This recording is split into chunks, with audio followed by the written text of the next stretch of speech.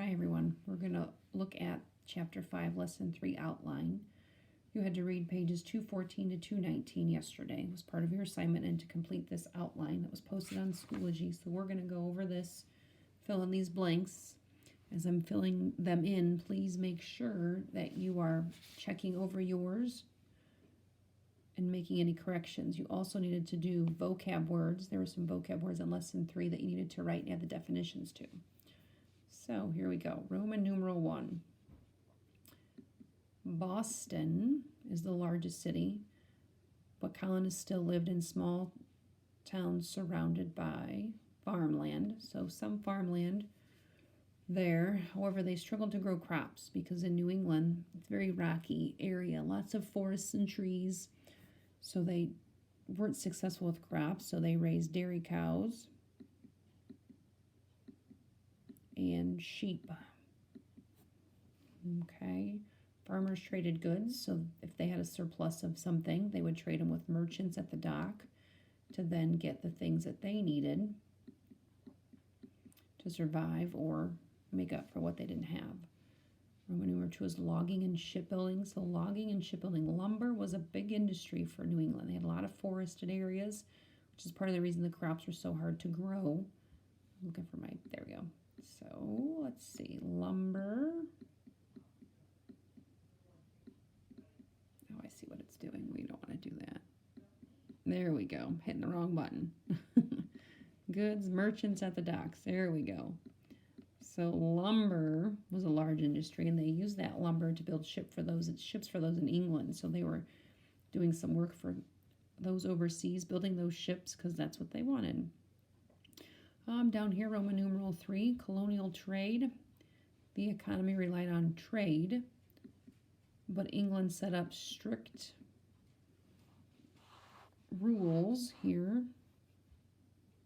I gotta type this one. Strict rules. So they're kind of limited on who they could trade with and who they couldn't trade with. So strict rules by England. Remember, England was who sent people over to settle these colonies. So they were still under the rule of England, even though the settlers and those that were in charge of the colony kind of set up their own things. They were still underneath England and the king's rule. Fishing was good in the oceans, so they had some fishing they could rely on. But remember, lumber was the biggest industry. And finally, whales were caught for oil right there on the ocean, so they had that ocean waters that would help them out. Down here, I left that blank, so you had to look at that heading. And this was called the triangular trade routes, and they connected 3 places. It connected England to the colonies,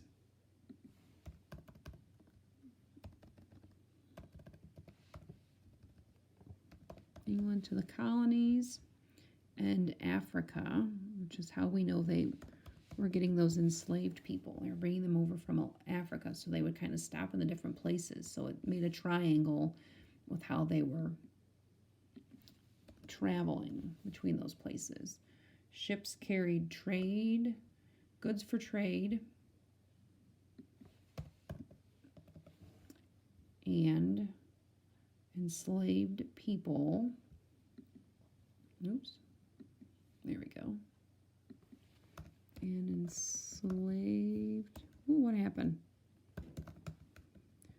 People, sometimes when you're filling this in, you might also have put in raw materials, because that is true. So raw materials like lumber or maybe different plant materials that they needed, they would have traded back for lumber from the colonies to England. So those are some different things that they might have also included there. All right, so there is the lesson 3 outline. If you didn't get lesson 2, remember that was a video before, so I did that one with all the answers in there. Lesson 3, you can pause it, stop it, do what you need to get those filled in. There's a couple of things that I want to finish up with here. So representative governments kind of start to come into play here, and if you think about representative, think about what that word means. Something we have today as a representative government. So we start to see that within these colonies. So you have a representative government, then you're voting for somebody to represent you, okay, to represent your vote and your ideas. It's not everybody gets to do it. So they had votes, they had people who were representing them, representing their ideas and beliefs to the government.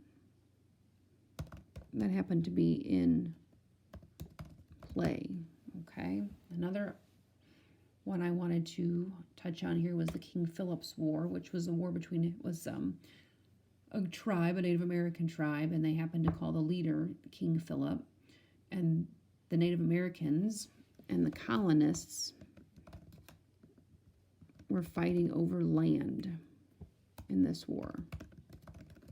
Okay, that was something in lesson 1 that we didn't necessarily learn about because we watched the video. We didn't read the lesson in the book, but it is something that's important. And we talked about how those Native Americans were getting upset by the settlers, and now they're starting to have wars and fight over the land as the settlers continue to move farther and farther inward. And the representative government is something important because we're starting to see from here, as the governments are changing, how our government and our system came to be.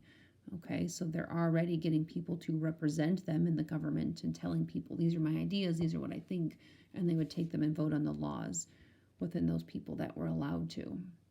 A couple of other things here. Again, make sure you've added the vocab to your notes. Okay, if we didn't do that already, vocab words and the definitions. There are several of them on the test. I think expel was one. I'm trying to think of some of the other ones that were on there. Expel, free market economy. Okay, it asks you about this representative government, so make sure you have that written down. All right, and then the test will be Monday, which is the Monday we come back from Thanksgiving, the 30th. And you'll be able to use your notes and the study guide on the test, so please make sure you're completing them. Okay, I had several of you message me the day of the test that you didn't have it done. Well, you are having time right now to get this done, so please take the time that you're given to accomplish this. That way on Monday, you're ready to go with the test, okay? So today the study guide is your assignment for Chapter 5. That's in Schoology. You can highlight in your notebooks. You can rewrite down some of the information in a new page if you want.